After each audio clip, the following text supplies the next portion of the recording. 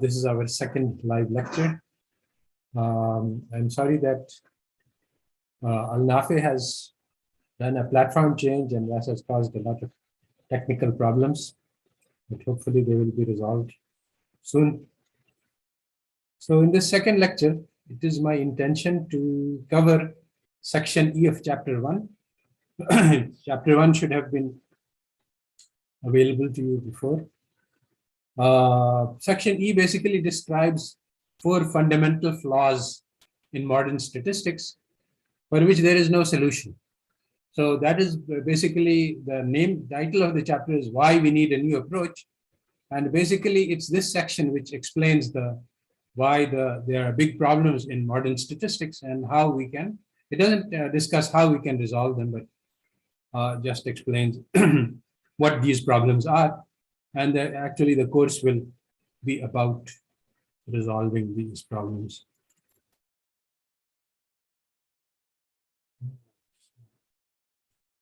Here we go. The share screen is on. And so I'll go through this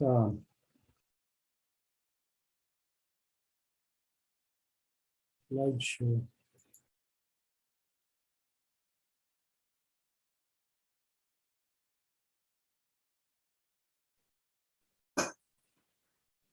Okay, so Bismillahirrahmanirrahim. As I said, there are 4 fundamental flaws in the foundations of statistics. And they are listed here. We are allowed to make arbitrary distributional assumptions. There is a positivist theory of knowledge involved. And we have the wrong definition of probability. And there is no definition for causality. So these are the 4 flaws. I'll explain more what they are and how they operate. So you do statistics, you're familiar with the idea that, okay, here's some data, let's assume it's normal. Where do you get this? How can you assume it's normal? What happens if the data is not normal? Similarly, in regression analysis, you assume that errors are independent and that they have mean 0. And you assume that there's no, you assume exogeneity, which nobody really understands because there is no definition of causality. What it really means is that there is no causal relationship between the errors and the regressors. Now, what allows us to make such assumptions? The answer is nothing except computational convenience. You can get answers only if these assumptions are true, but there is no other justification for these assumptions. So one thing that we don't realize, I didn't realize when I was studying these, that everything that we say afterwards is actually driven by these arbitrary assumptions.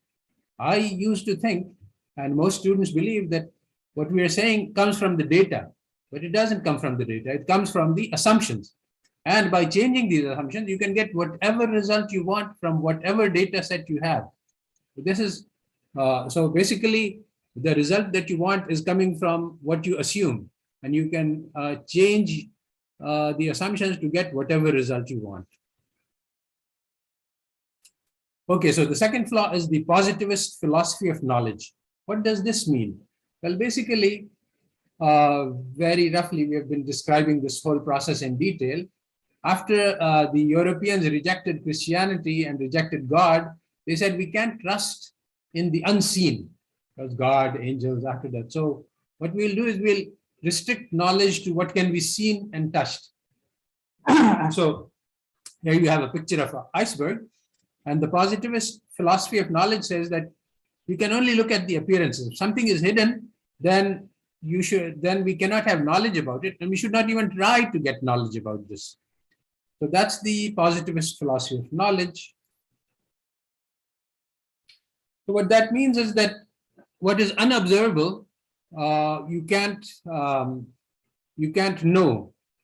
So only what is observed is the subtopic of knowledge. So if you observe something, then you can obviously measure it in many different ways. You can take the photograph and measure it, and many other ways.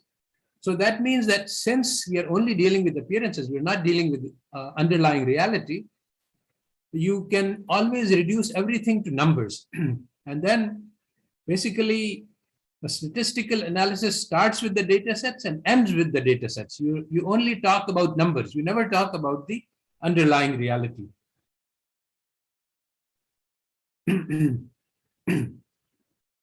The third problem is wrong definitions of probability. Nearly all textbooks tell you that the probability is the limiting frequency of the proportion of heads in an infinite number of trials. This is completely wrong. It's actually meaningless. It's ridiculous.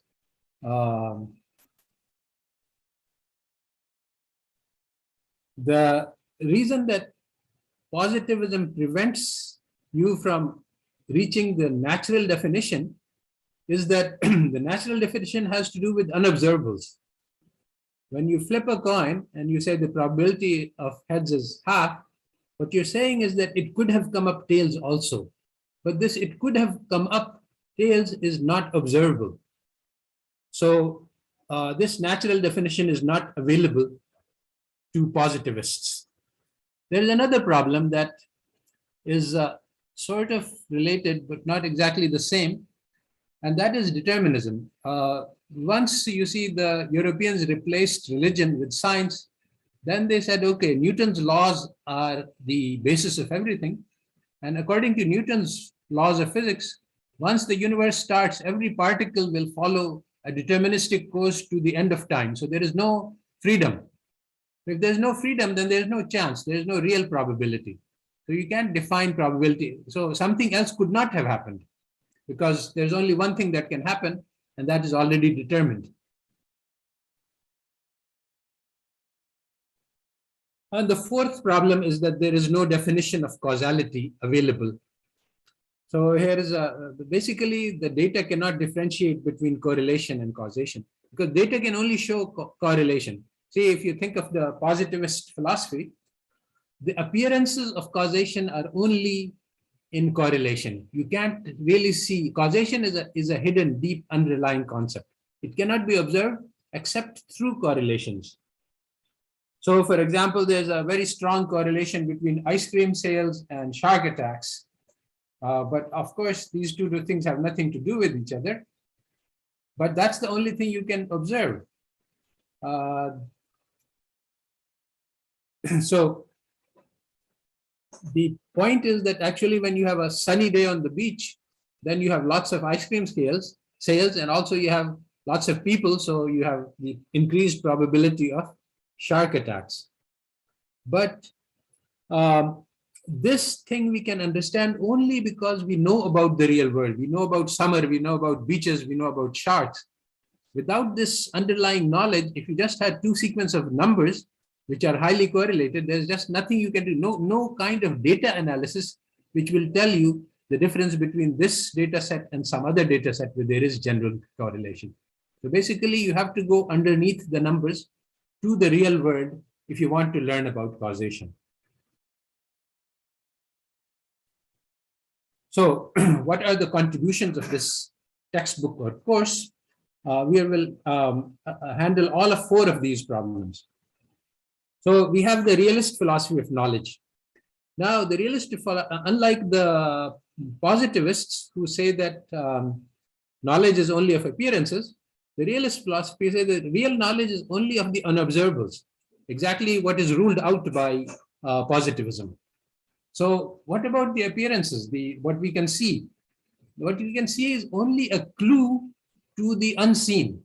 So we have to use the clues to discover what is the hidden reality. But knowledge is only of hidden reality. It is not really about appearances at all.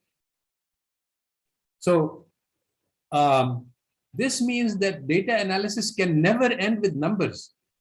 Ultimately, when we do a data analysis, we must come to a conclusion about the real world.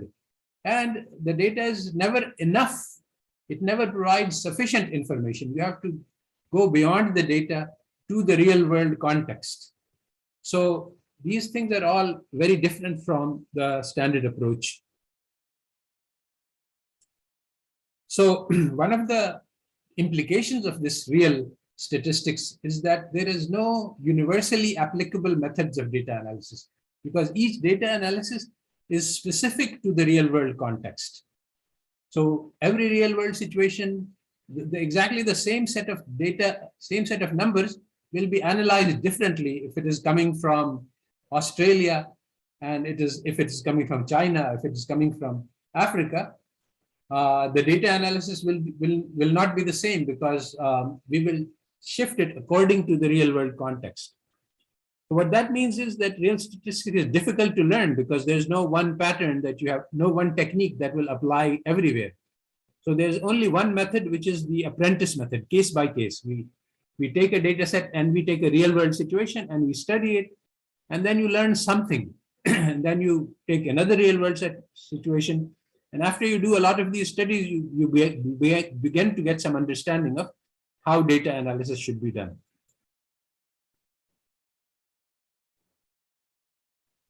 So we will also introduce a new theory of probability. And this is time branching dependent probability. So I'm just giving you an example. Suppose that the Spanish Armada sets sail for England, and the next day there is a weather event. Either it might be calm, in which case the ships sail through to the England and the Spanish army sinks the British Navy, or there is a storm. And then the Spanish Armada sinks. And that's what happens on the third day or the second day. And if you're on the first branch where the Spaniards win, then basically Spain gets to rule the world because England has been destroyed. But on the second branch, Britain gets to rule the world because Spain, which was its rival, gets destroyed. So this is, so the probability, there's only one probability event here, and that is the weather event. Whether it will be, there will be a storm or whether it will be calm. So the point is that probability must vary with time. When you say, what is the probability of a storm? You have to ask, at what time? Is it before the storm, which is at t equals 0? So at that time, maybe the probability is 40%. But after the storm, it's either 100% or 0%. Either the storm happened or it didn't. So on day 2, you cannot ask about the probability of the storm because the event has already taken place. So probability exists before the event and is extinguished after the events. And to evaluate the probability, we must know the time at which you are evaluating the probability. So this is something which is not mentioned in any of the standard theories of probability. So there is a famous theorem called the Bayes rule. And if you look at any textbook, it will mention that there is a Bayes rule, and it's a simple, trivial mathematical truth that the probability of A given B is equal to the probability of B given A times the probability of A.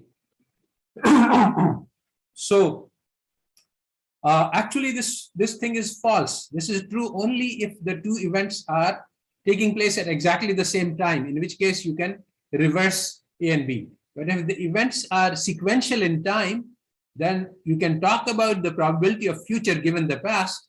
That is permissible, but you can't talk about the probability of a storm today given that Spain won the battle tomorrow. That just doesn't make any sense, because what happens today will determine what happens tomorrow. So you can't condition backwards. So if probability of A given B is defined, then probability of B given A is not defined if the events are chronological. But this very simple intuitive fact is not mentioned in any single textbook of probability. And finally, we have that there is no definition of causality in current textbooks, none at all. Now, it's very interesting that infants can learn about causal relationships. Almost from birth, they understand that if I suck on the mother's breast, I will get milk. They understand that if I cry, somebody will come to help me. And they understand that if they try to grasp an object, they can pull it closer to them. But the philosophers cannot understand. For centuries, ever since David Hume pointed it out, that you can only see correlation, you can't see causation. They have been trying to figure out what causation means without success. The number of books and articles on causality is so huge that you can't even read all of them in a lifetime. So what is it that infants find easy to understand, but philosophers don't? That's because philosophers are committed to this deterministic world. If you have a deterministic world, then everything was determined when the universe was born. After that, there is no free choice. In that case, there is no cause, because everything that happens was already caused from the t equals 0.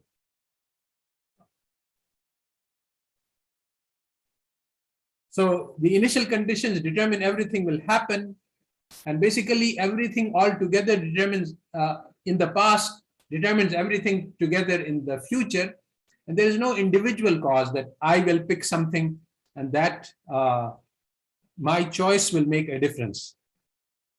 So to make it simpler, suppose we say that I take this billiard ball and I hit it with a stick and it moves. Did my hit cause the ball to move? Well, in a deterministic universe, there was no other possibility.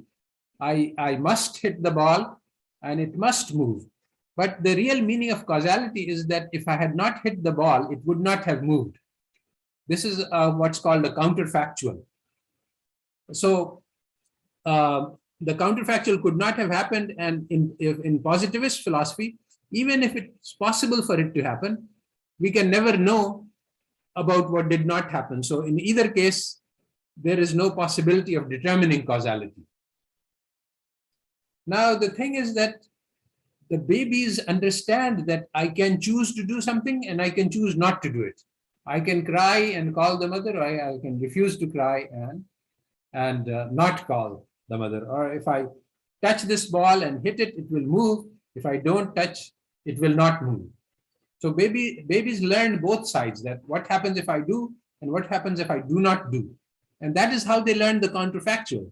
They know that if I do nothing, the ball will stay there, but if I push it, it will move. So both sides of the counterfactual, they learn from experience. So the babies can learn about counterfactuals, but philosophers are still arguing about it, and they have no understanding of what counterfactual knowledge is and how we can get it. So basically, I can summarize and finish by saying that there are two axioms which philosophers use in their study of knowledge. One philosophy is determinism, which means that everything just will happen. There's no two choices. Nothing can happen by chance. Everything that is going to happen is already predetermined to happen. So in that case, there can be no probability and no causality. And then there is this logical positivism, which says that even if there is freedom, even if there is choice, even if there is chance, we can never know what might have happened. So there is no possibility of knowledge about probability. So basically, that's why conventional probability is built on flawed foundations, and that's why we need to build a new theory. So I end with this quote by Bertrand Russell: probability is the most important concept in modern science, especially because nobody has the slightest idea of what it means. And this is exactly true. Nobody really knows what probability means, because once you adopt the positivist framework, there's no way, it's impossible to understand probability. Okay, so I'm going to conclude my lecture here, and then we can either ask for questions or we can just go on to the discussions by the students. Section E is also being covered today, so we will have a chance to discuss these when we have more discussion. All right, so let me see. I'll try to. Wa alaikum assalam. So this here. Sir, I want to ask a question. There is a confusion about the counterfactual. I hope everyone is listening to me. Yes, I can hear you. Yeah, yes, sir. About the counterfactual, basically, what they say about the counterfactual, they say that because in the social sciences it is really hard to create a counterfactual. So what they do basically, they divide the samples in treatment and the control, right? So is this the right way? Can we do it in the social sciences? I don't think so. Though I know it's not right to do it, but I want your suggestion. I want your comments on it. Very good. Actually, you see, over the past 20, 30 years, many people have realized that you cannot do without counterfactual. So lots of attempts are being made to have to explain what a counterfactual is and how it works. And so some of these are relatively good efforts. And so yes, I think that it's possible that that the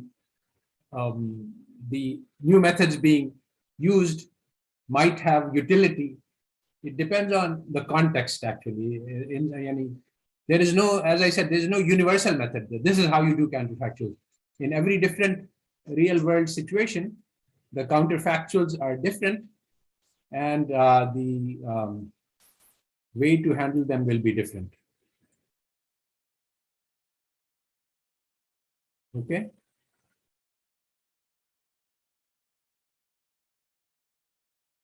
Okay, sir. Yeah, go ahead, sir. Oh, have you been muted? No, I'm having a problem with this.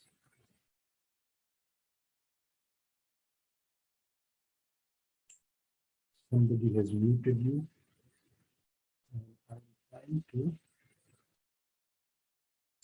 get to the right screen and having trouble doing this.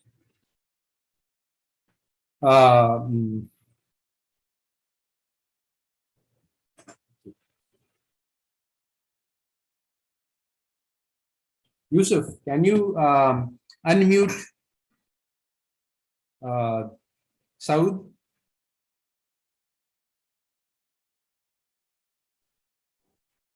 Thank you so much, sir. Yeah, it's clear. I appreciate. Achha, sir, now the next thing is like about the probability.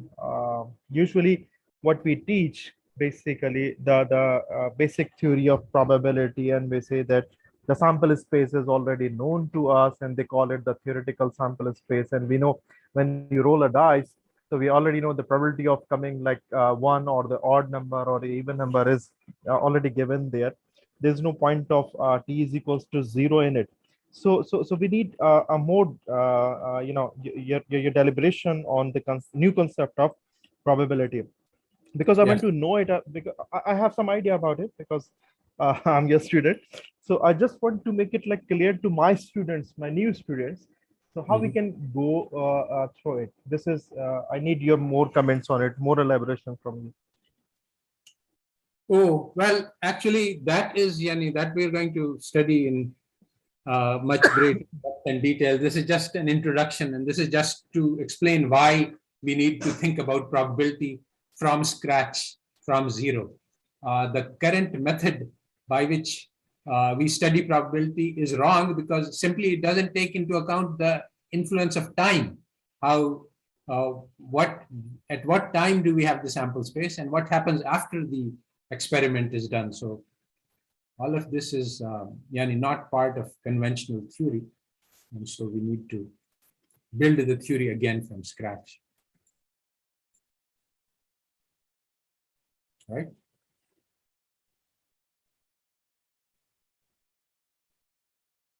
How? Another question. I just want to use this class time to encourage the people. Sir, can I ask a question? Oh, yes. I think Homer Abdullah has also got his hand up. Yes, go ahead.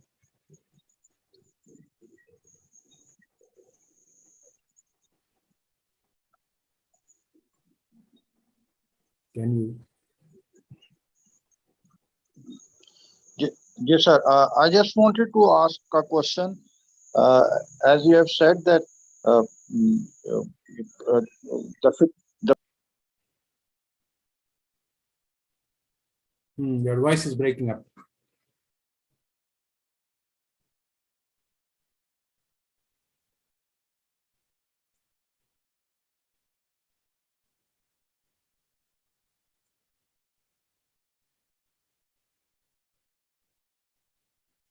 All right.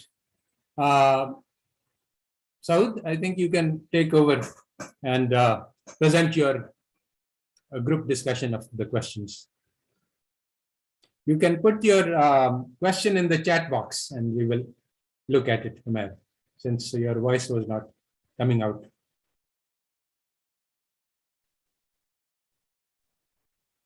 Yes, sir. Thank you so much. Acha, I just want to use this forum, or I want you to please encourage the students more. Yes. As you just said, we have started our sessions within the group sessions, and people are very enthusiastic. Some are very enthusiastic, and some are not taking interest into it at all. I'm sorry to say that, but this is happening. Maybe I have like thinking. Maybe they were just thinking about it, that you will be starting with the measures of central tendency with a sprinkle of Islamic, or the new thing of like meta knowledge. I guess it's new to comprehend and digest for most of us. They are not maybe getting it, so, or maybe feel it like boring. So I just want you to please encourage students on into it. Acha, All right. following So your I think, wait a instructions, minute. so I I think have prepared following your instructions. I have prepared my students, and three of our basically students prepared their presentation, and two of them are presenting here. Can you please unmute Saira and Imran? They will present their portion. all right. Humair and I see Humair and Asad and Maz have hands up. So I think let's go through the sessions and we will take the questions later. Anybody who wants to should put their question in the chat box, and then we can. I will look at the chat box, and if there is something that is worth discussing at the right time, I will bring it up. That's So, good. That's good. Saud, you can So go please, ahead. please unmute Saira and Imran. They will present our portion. Assalamu alaikum. I'm already unmuted. Okay, Saira, go ahead. Okay. Saira. Okay, please enable me to share my screen. All right, let's see if I can do that.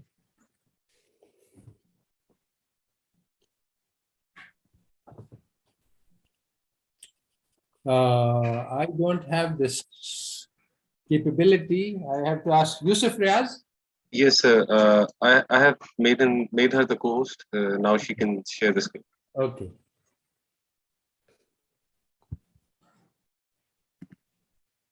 Can all of you see my screen? Yes, you can see your screen. Okay. So today we are I'm from group A. So I'm going to present it with my fellow Imran. And this presentation is prepared by me and Noman Sadiqi and Imran Munir. Basically, Noman Sadiqi developed these slides and I and Imran worked on this. So moving to the first question, that was that epistemology is Greek for the theory of knowledge, discuss the important difference between logical positivism and Islamic epistemology. So basically, what we read in a text that the LP epistemology only acknowledges but things that are knowledge, but that are objective and rational and logical. So basically, here I use the word only, and in Islamic epistemology, I did not use the word only because LP only acknowledges what is objective and what is backed by the data. And when we talk about Islamic epistemology, it also accepts other sources of knowledge. I will move from one point to other point. First of all, talk about objectivity. Basically, what LP claims that whatever is backed by the data, it is true, and anything else is false. Or basically, then they give the definition from rationality, and whatever falls under their definition of rationality is true, and all other things are false. And and we're moving to the logic and reason, and they only accept things that are logical and can be reasoned as true, and they just claim that all other things are false. If you can't see them, you can't say that they are true. Basically, talking about then Islamic epistemology, then we have divine knowledge. And divine knowledge also covers umbrellas the unseen knowledge as well. So basically, Islamic epistemology also accepts the things that are unseen. And then talking about the meaningfulness, basically, Islamic epistemology considers God's creation as meaningful. And when we see Quran or read, we have ayat that talks about they talk about tafakkur, and then they talk about contemplating, and they tap the human intellect. They say they encourages human that please contemplate on your surroundings, and you are going to find the signs of God. So it considers human as intellectual beings. And talking about the morality, so morality is very important aspect of human living and human survival for the survival of a community. But LP epistemology says that we can't see morality, so it doesn't exist. But Islamic epistemologist talks about morality and right and wrong. It punishes you on doing wrong and rewards you for doing right. So basically, it appreciates human beings for doing right. Let's talk about kindness. Kindness is very important for a human community. But if an LP will say that kindness doesn't exist. But if we talk about Islamic epistemology, it encourages you to be kind.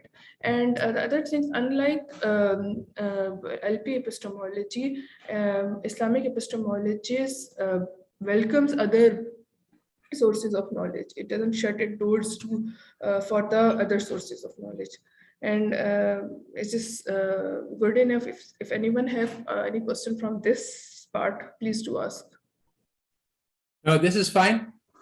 Please try. We have 25 questions to go, so let's try to cover them.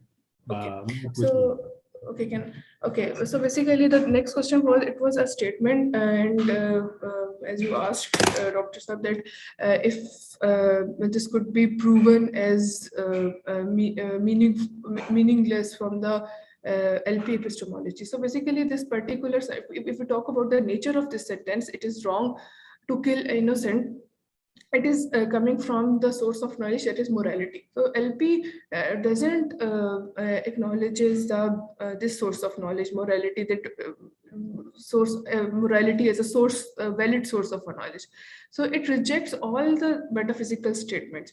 But if we talk about Islamic epistemology, here we can say that it stops you or prohibits you to kill the innocent. So this thing, if we start going with the LP, so we are not going to find anything like you can't kill an innocent. So it will result into the chaotic society. But without taking the moral judgment for a particular statement, you can't prove it wrong or right if we just stick to the LP approach. So this was from my side. Now Imran will present answer of other two questions. Okay, good. Does he need the screen, or can you handle the screen for him? No, I can handle the screen. He will present. That's good. Okay, go ahead then. Assalamu alaikum. Wa alaikum assalam.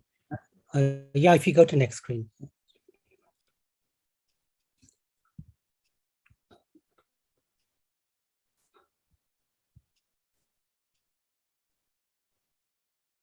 Okay, so yeah. So the question is being asked here, what are the most important things to teach according to the positivist epistemology? So as we mentioned before, science is the sole source of knowledge, and other forms of knowledge are meaningless. So OP takes a very narrow viewpoint of what knowledge is, which is that which is empirically provable and based on rational logic. Also, statements within LP can either be true or false. So for example, if you take an analytic statement like all bachelors are unmarried, by its very definition, a bachelor is unmarried. So this could be said to be true. And another example being if every human has two heads, from a observability point of view, you can tell from looking at a human that they only have one head. But this also, in direct contrast to Islamic epistemology, they can't define what is right or wrong. So we're talking about true or false, but the concept of right and wrong cannot be explained in LP. So saying a statement is stealing is bad, giving charity to the poor is good.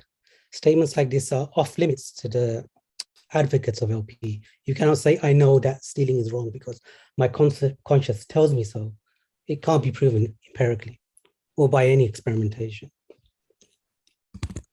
Next point is the origins of humans is an evolutionary process where religion was part of evolution process and diminishes its utility as human process. So essentially, LP would take the view that certain traditional knowledge, religious knowledge would be set to a particular moment in time. It doesn't carry across.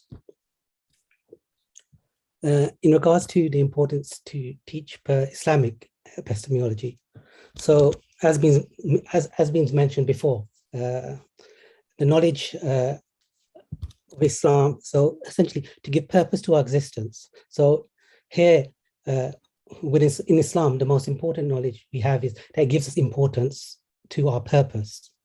And we can gain that by knowledge from the Quran. So we're saying here, and from that knowledge, we know how to worship Allah. So we also respect all sources of knowledge. So as has been mentioned, LP rejects knowledge of the unseen. We accept knowledge of the unseen. Science also is a knowledge we can take, as has been shown in our history where science flourished under Islam. And it was a means to get closer to Allah subhanahu wa ta'ala. Also, it is imperative to refer to knowledge provided by Allah through human history. So the knowledge is timeless. It isn't particular to a particular time and space. This knowledge is for all times. So last question, how did the university change under LP? So basically, initially universities would teach morality. They would give purpose to students. So they would give them a purpose in terms of why they learn this knowledge. Ethics was taught, theology, this was taught on the same par as science.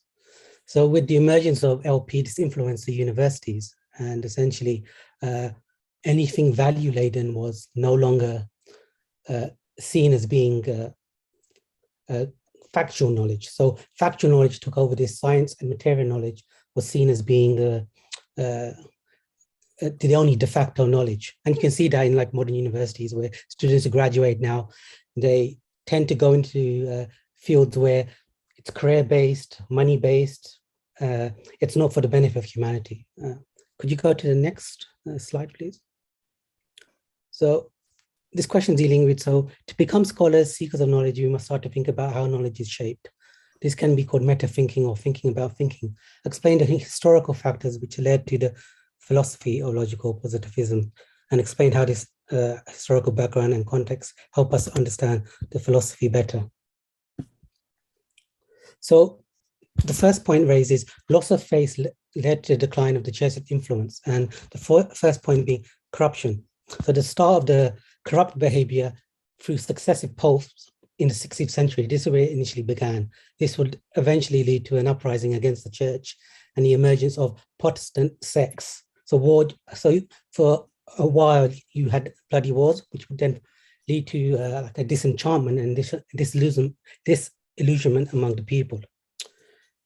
And so in the Enlightenment period, when new scientific ideas were at loggerheads with Christian teaching, so the second point, division between religion and science, what you saw was Christian teachings having conflicts with new scientific ideas. As an example of Galileo, how he's forced to deny heliocentrism, i.e. planets orbited the sun.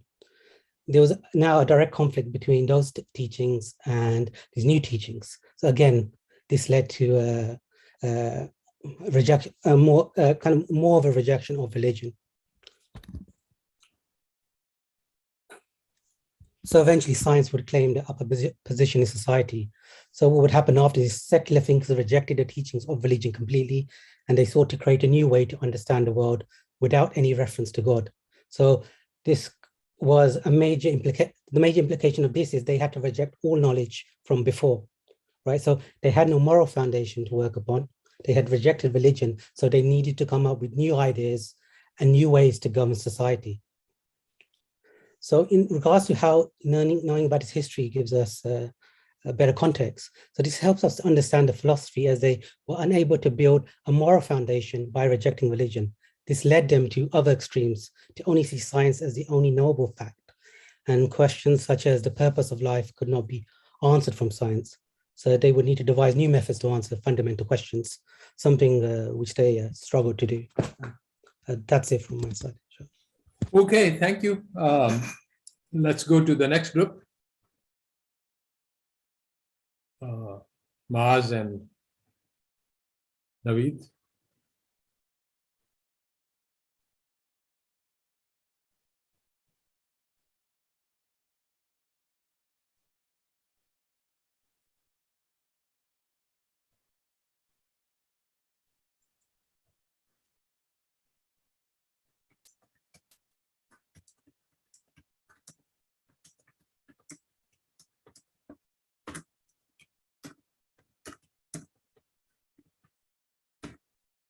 Hello, is the Maaz there? Yes, I just got the access to share the screen. So Okay. just a minute, please. I hope it is visible. Yes, I can see the screen. Okay, so the first question that was given, it was about the today one can earn a lot of money by learning software engineering skills, but not much by learning the interpretation of Quran. Does this mean that software engineering is more useful knowledge than Quran? Explain the views in your own words. So as a group, that we came to the conclusion that I think it is the usefulness of the knowledge that is more important than the output in terms of observable. So in today's world, what we are going to or what we perceive knowledge is that in terms of its output that we can observe. For example, how much salary we can earn, or what are the potential benefits, monetary benefits of that knowledge. So I think the usefulness is very important, whether it is the monetary benefit or whether it is for our own purpose, for our own sake, for our own life, to serve the humanity maybe. So this usefulness is quite important in terms of defining that which knowledge is more useful. So in terms of usefulness, I think that, of course, it's our iman that the knowledge that we are going to gain from Quran, that is far more has more usefulness than the knowledge that a software engineer can get, and just maybe get a good salary for the time being, but in the long term it may not benefit himself. The second point here is the intuition that the person have, that with which intuition the person is going to acquire the knowledge. So it has also very important position in Islamic epistemology. Wherever, if we talk about the logical positivism, they reject the usefulness in terms of unobservable benefits and the intuition also. So these rejection of the unobservable and the intuition, I think these are the most kind of toxic thinking which lead us to only acquire that knowledge which is only which has only the monetary benefit to us. Yes, I think that what you are trying to say is that usefulness can be measured in terms of external variables, how much money, house, car, or internal variables. Do you feel peace of mind, contentment, happiness? So the internal variables are unobservable, so they cannot be considered as relevant by LP. It cannot see them. It cannot. Exactly, sir. Yes. Okay, go ahead. Next. Okay, thank you. The second is if teachings of Islam contains the power to lead ignorant and backward people into the light of knowledge, then why are the Muslims ignorant and backward today? So there are, we come up with 4 or 5 reasons that today's Muslim are quite backward and ignorant.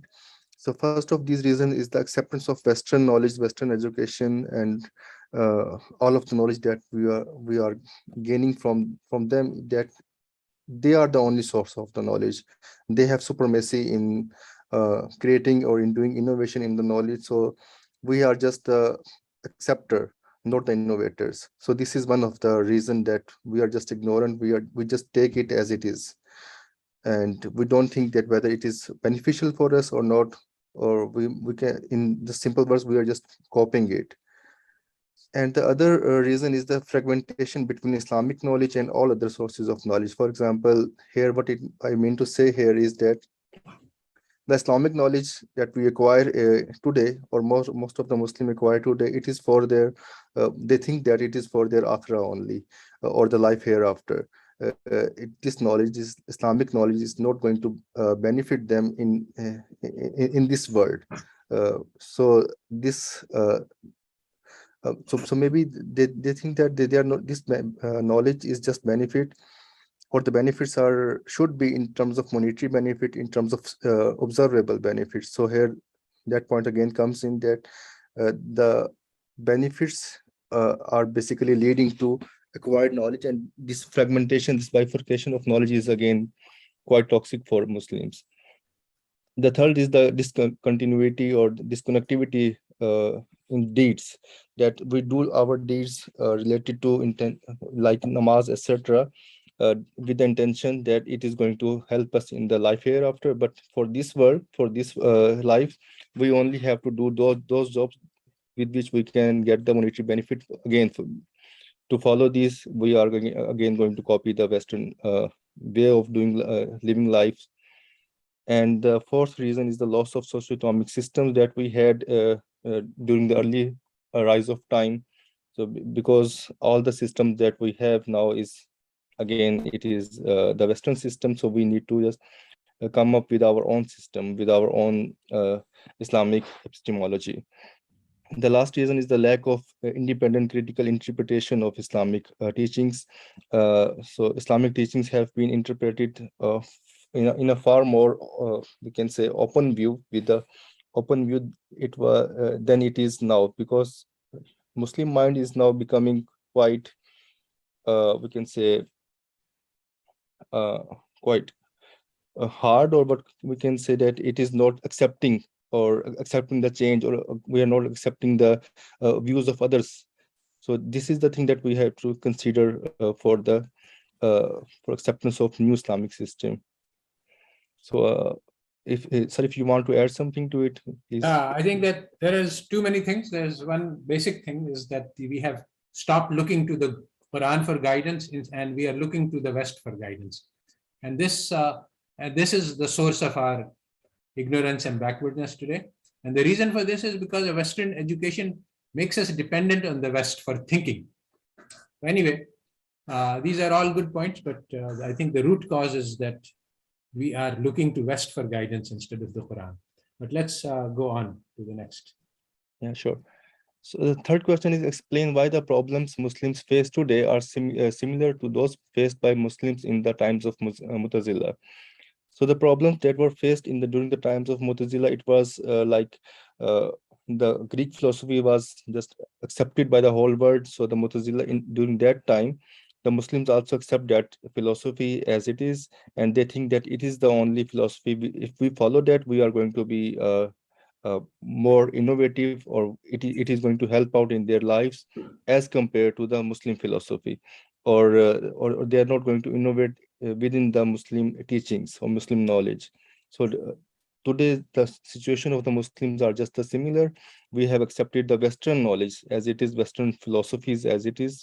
We need to see that whether these philosophies are going to benefit us in the life here or in the life hereafter, whether it is going to benefit the humanity or not. Similarly, the concept of progress and development is just borrowed from the West again. So these definitions of development, definition of progress, we need to reconsider this. because the definition of Western philosophers is it is just for the life here, and it is based on the toxic concepts like self-utility, self-maximization, profit maximization, etc. So we need to consider those definitions, those teachings that are more helpful for the whole humanity. Okay, so is that the first question or more? So there is last one. Yeah. Explain how Imam Ghazali solved the problems created by the Mu'tazila and 3 steps of Ghazali project required to recreate his solution today. So here we have the 3 concepts that are posed. One is the importance of qalb. So we don't have to just rely on the reason or on the mind only. We need to look into our qalb, whether this knowledge is giving the peace to us, whether this knowledge is giving us more help in our life. Similarly, the incoherence of Western philosophies, we need to search more, like Imam Ghazali have done during his time. And the last one is the revival of the religious sciences, that we need to do innovation or do reconsider the teaching that Islam has brought us 1400 years ago. Okay, Thank you. good. I think this is fine. Next, we have Lisa and Mubashir. Who is going to present, Lisa or Mubashir?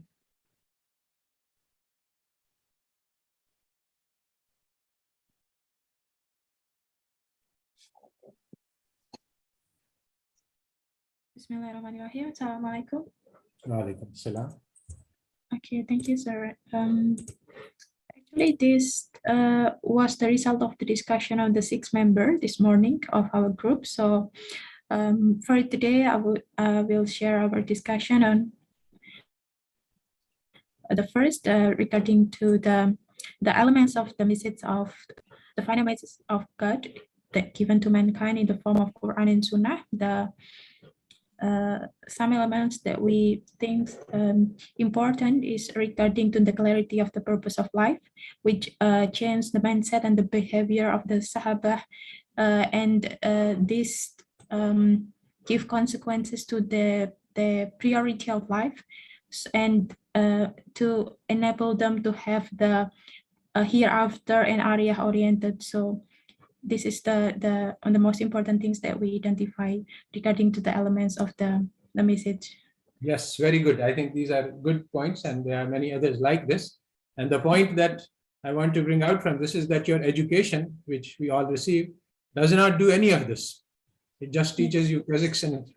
And this is why you can't make any progress, because you're not being taught the important things, the things that create revolution in our lives. Anyway. And so Yes. How can we teach statistics so that these things also are taught? Anyway, go ahead to the next question. Okay. The next question about the why the West give false story. The false story is propagated and widely believed, and the real reason for the global conquest of by Europe. So we think that this is due to the real reason is to get the power and acquisition of the resources, and to justify the liberal philosophy through the education system, and to promote their ideology. So they share to us the white man burden, which is kind of the fabricated history that they tell to the rest of the world. Yes. And the third section about why the conquest of knowledge and colonization of the mind is more important, because knowledge and mindsets have the civilization, and the manifestation of power is actually can be shaped through knowledge. So we think that this is more important than the weapons and armies, even though still the physical things, the weapon and armies is to control in the term of the physical things, but the mental, then the mindset is more important, because they shape the civilization. Okay, good. And the fourth question, given the colonization already ended more than 70 years ago, why do we still have colonized mind? We identify that this is the long-term effect of the colonization of the mass through our education system, and it is a kind of challenges to change the education system. They already use Western-oriented. So this is the things that why we still have our mind being colonized, because of we still ongoing having the Western education system in our life. Yes, it is the Western education system which colonizes our minds, and that is continuing full force, full strength today, just like before. Yes, and the last question: what need to be done to liberate ourselves of the colonization of minds? First, we think that we need to get closer to Islamic teaching so that we can identify the superiority of our Quran, and we can develop the subject based on the Islamic epistemology. And the most important thing is we need to start from ourselves, to detoxic the Western philosophy that was being taught during our education since our study in the first elementary until the university. Right. I think that's all, Prof, from our group. Good. Thank you. Let us go to the next session. We are running late, but who is in the next? So we have done C, now we are in D. Who is Amna and Waqar? Any of you here? Amna?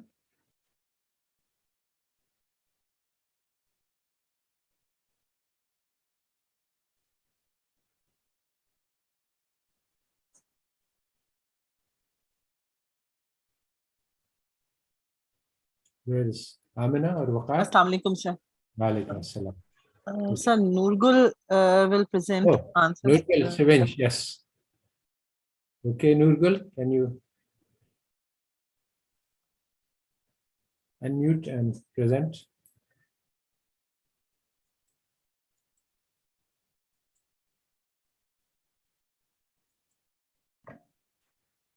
Thank you. Let me share my screen.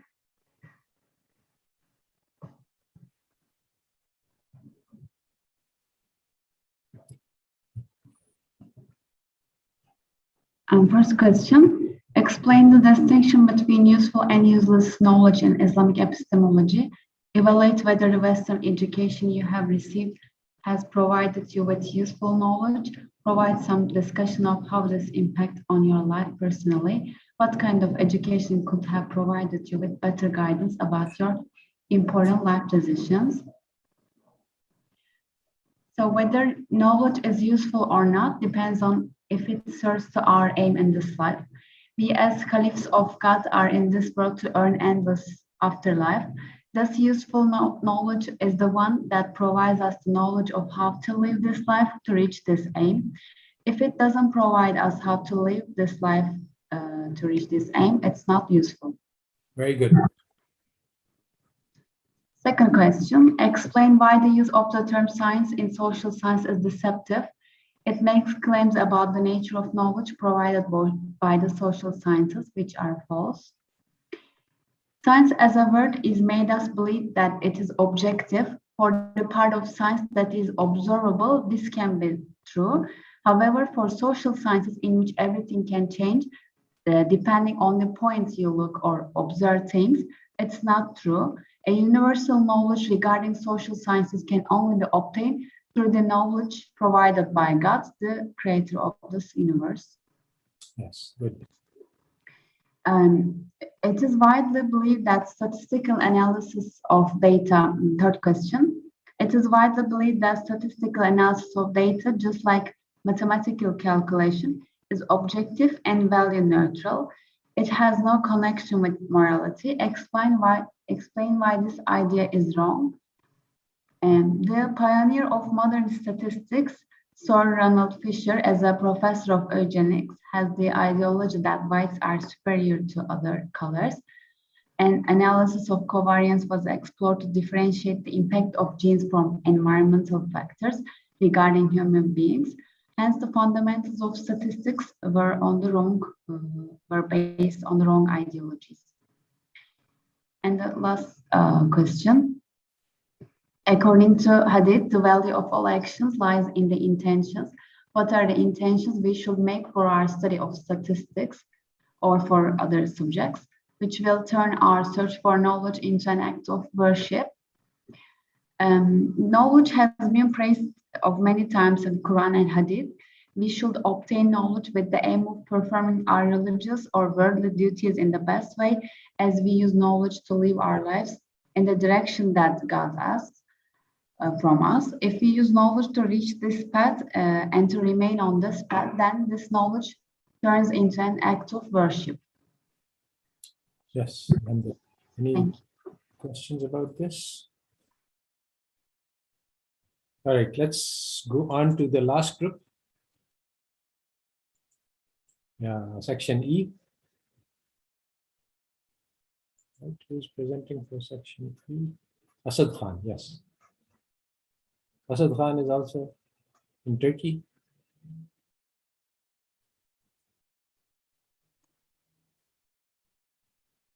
All right, Asad. Assalamu alaikum, sir. Assalamu alaikum to all of you. By the way, if anybody is not in one of the groups, there is a lot of confusion. Then you should just either write to one of the group leaders if you want to choose a group yourself, or you can write to me and I will put you into a group. Can you hear me? Yeah, I can hear you and I can see your screen. Okay. So the first question is that explain why Sir Ronald Fisher, the father of modern statistics, said that reduction of data is the goal of statistical analysis. Explain why we must change this goal today. The non-availability of speedy computational facilities, non-availability of data collection resources, non-availability of data storing handling resources. Sir Fisher introduced the idea of a hypothetical distribution which does not exist in real world, are not developed based on real world phenomena. And this distribution is characterized by a few number of parameters. If the data at hand matches with the hypothetical distribution as a result of some statistical tests or by assumption or by both, then that whole data can also be characterized or summarized by the respective few sample statistics corresponding to those parameters, population parameters or distribution parameters. Now, in the current world, as we have computational power and we have all of those resources, so now we can analyze the data at hand directly without making any hypothetical assumptions about it. Therefore, we should change the goal of statistical analysis today. Good. Yes, this was the first point, arbitrary assumptions that I mentioned. Yes. Yes. The second question is that textbooks offer 3 types of definitions for probability: frequency theory, purely mathematical, or subjective. Find a textbook definition and explain intuitively why it does not apply to real world situations where probability is used, like a coin toss to decide who will go first. So first, coming to the frequency theory depends upon infinite repetition of an event, and which is also hypothetical. And this infinite repetition, it is not possible in real world and it does not exist. So it is only hypothetical. And then like this example, that if we are saying that between the 2 participants who will go first, the coin will decide. So actually we are hypothesizing it that there is a space where it is infinite repeated, and then the coin will decide who will go first. The purely mathematical definition, it starts with the probability space, again hypothetical, and from probability space there is a sample space, and some subset of a sample space is called an event. So we can understand it by a trade game between 2 humans. So for example, if a person has $1,000 and he is given $1,000 and he can offer some amount from that $1,000 to another person, If the other person rejects offer, nobody gets anything. So according to hypothetical, that person who is offering, he will offer the minimum amount, maybe $1, and the other person will accept it. That means that because he is maximizing utility, and for the first person is maximizing utility.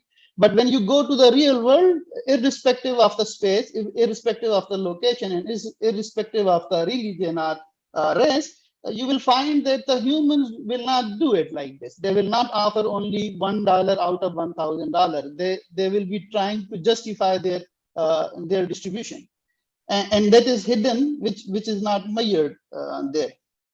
The subjective, it is a gut instinct when we are making a trade, and though there is no formal calculation about it, the subjective probability. I was not able to find. We were not able to find an example for that. That how it cannot be. It cannot exist in the real world. Maybe sir will put some words into it.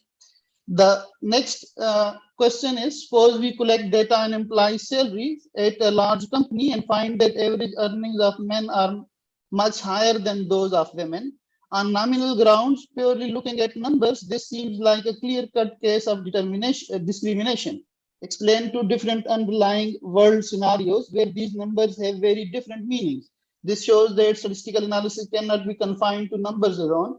It is necessary to go beyond the numbers and look at the real world phenomena which generates the numbers. So maybe men are working more number of hours than women, therefore they are getting much more higher wages.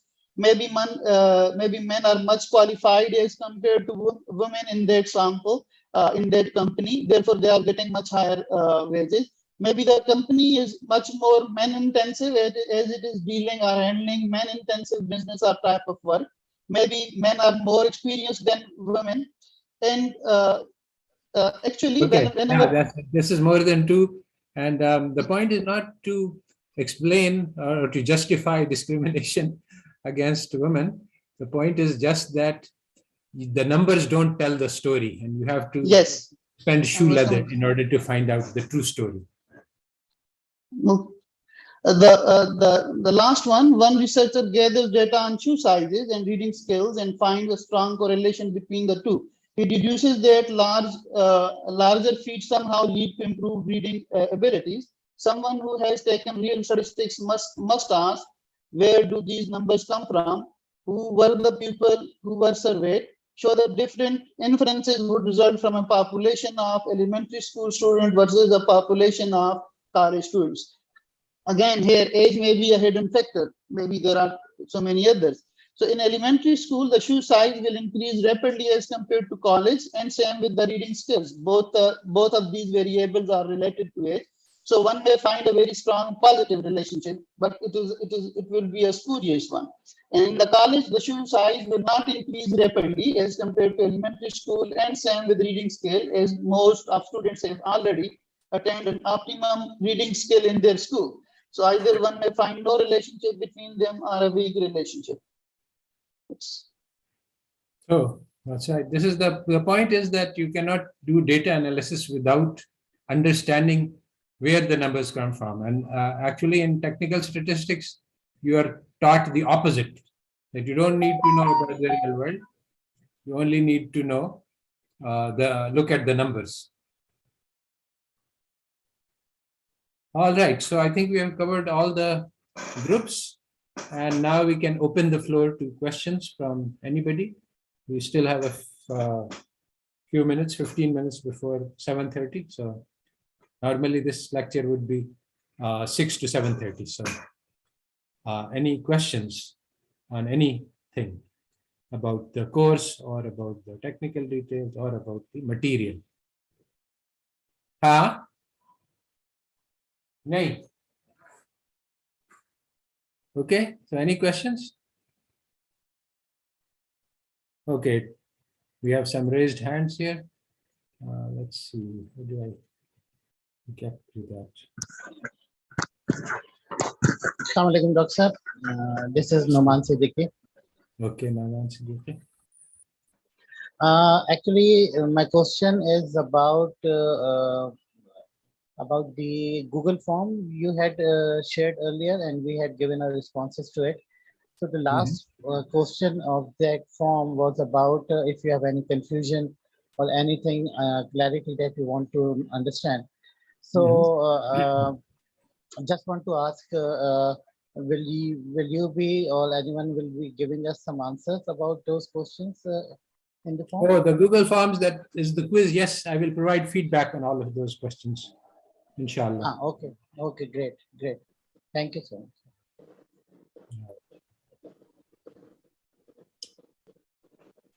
So, Hello? anybody? Yes?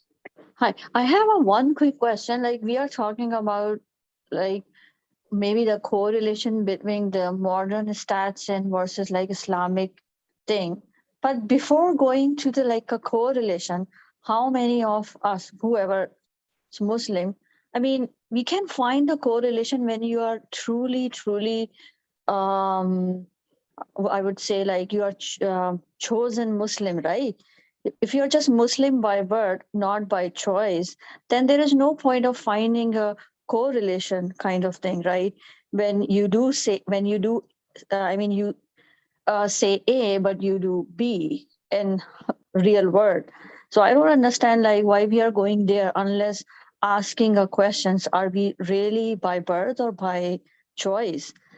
Then we don't have to find a correlation when we know the correlation. We are talking about epistemology, the theory of knowledge. Yes. This doesn't really have to do with whether you believe or whether you're a hypocrite, whether you're a munafiq or whether you're a kafir. It really makes no difference. Epistemology is the theory of knowledge. Are we going to know about appearances, or can we learn about the reality underlying the appearances? Do we need to only deal with numbers? Can big data answer the questions, or can it not? So if you take a nominalist view, a positivist view, which is what current statistics is based on, then big data can answer all questions because everything that you can see, you can measure.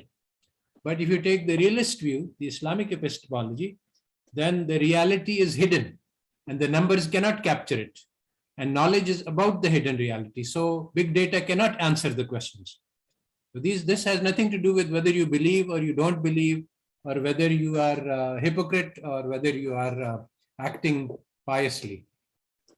But to what extent the stats cannot answer, right?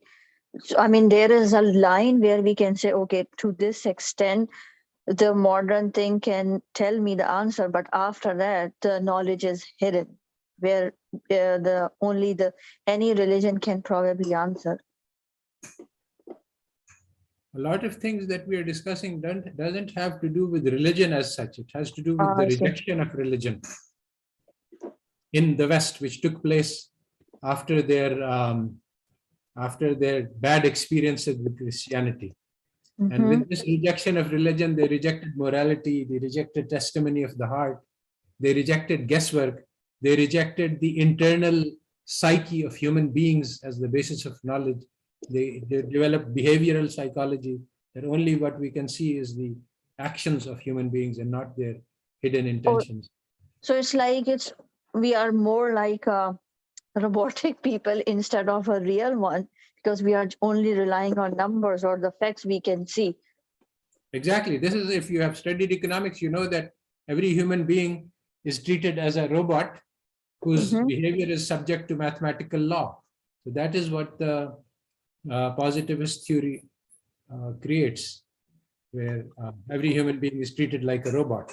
So saying that you are not a robot and you have free will is already, you have broken free of positivist epistemology. Okay, now I got it. That's why I was like, I don't know what exactly we are trying to conclude based on religion or like what. Okay, anyway, I hope I just get the answer. Thanks. Okay. Anybody else? Yeah, I am Maz here. Sir, I just wanted to ask that as you have explained the Islamic epistemology and we are applying it in subject of statistics, so can I find some writing of you where these rules or these laws can be find out that what are the Islamic epistemology or how it can be applied if we want to do in future for any other topic, like maybe any other thing in Yes, addition to actually, stat? what you are saying is correct, that these rules can be applied to any discipline in the social sciences, and you can rebuild it from scratch. I have not written anything specifically about this, and there is a lot of work going on, and it is available. I think the best place to start that would be from the lectures by Rajab Shanturk, who has a sequence of lectures called Decolonizing the Social Sciences. So it has a much deeper treatment. I'm just using as much as I need, the smallest amount that I need to develop a new course of statistics. I'm not really going into depth in epistemology and philosophy at all. I'm just doing the minimum possible that I need. Okay. Yes, Anything thank you, else? sir. Anyone else?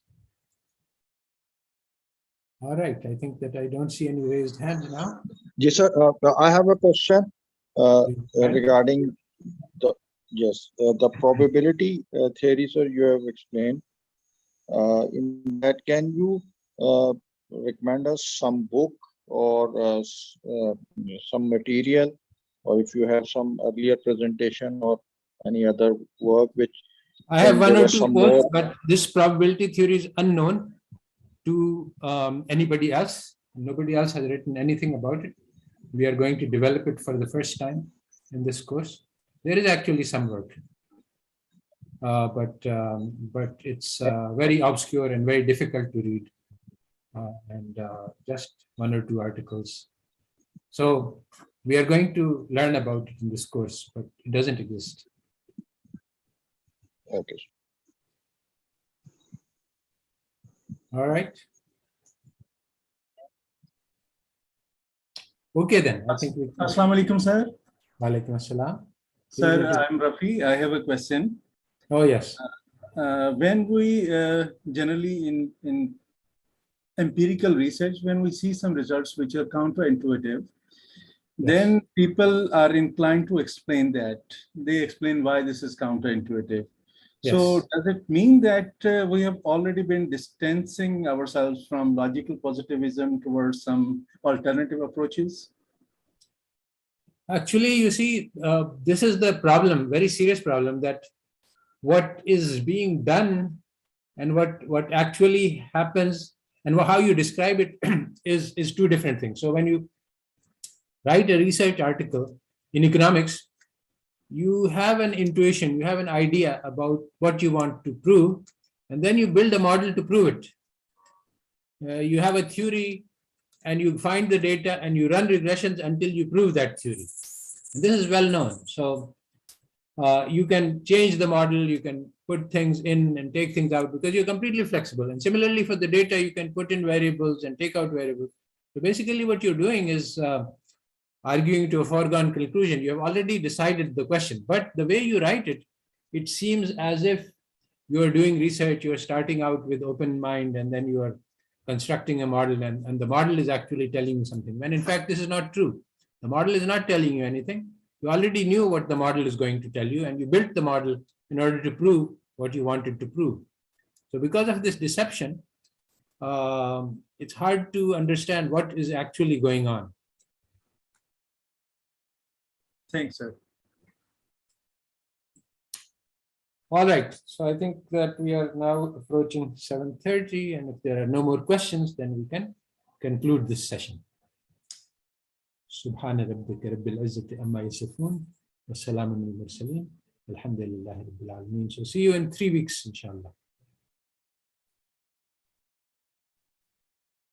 All right, so we are ending this now.